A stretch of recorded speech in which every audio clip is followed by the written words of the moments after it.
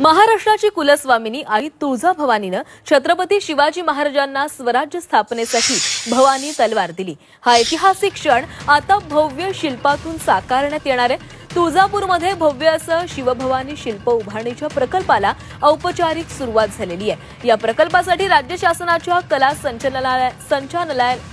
संचालनालयाला धाराशिवचे जिल्हाधिकारी कीर्ती किरण कुमार यांनी पत्र पाठवलं असून येत्या 45 दिवसांमध्ये 5 मॉडेल शिल्प मंदिर संस्थांकडे येणार आहेत। हे शिल्प तुळजाभवानी मंदिरापासून अवघ्या 1 किलोमीटर अंतरावर उभारले जाणार आहे। या प्रकल्पावर 100 कोटींपेक्षा अधिक खर्च होणार असून या ऐतिहासिक शिल्प उभारणीसाठी लोकसहभागाची संधी देण्यात आलेली आहे। आमदार तथा तुळजाभवानी मंदिर संस्थानचे विश्वस्त राणा जगजितसिंह पाटील यांनी या परिसराची पाहणी केली आहे।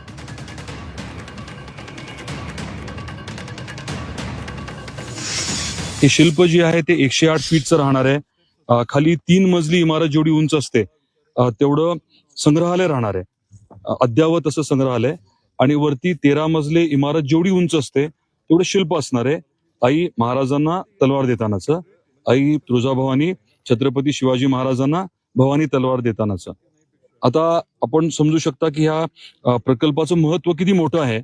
भाविकांना आईचं दर्शन घेतल्यानंतर इथे येणं देखील सोयीस्कर राहील। शेजारी रामदरा तलाव आहे आणि बगीचा सुद्धा असणार आहे।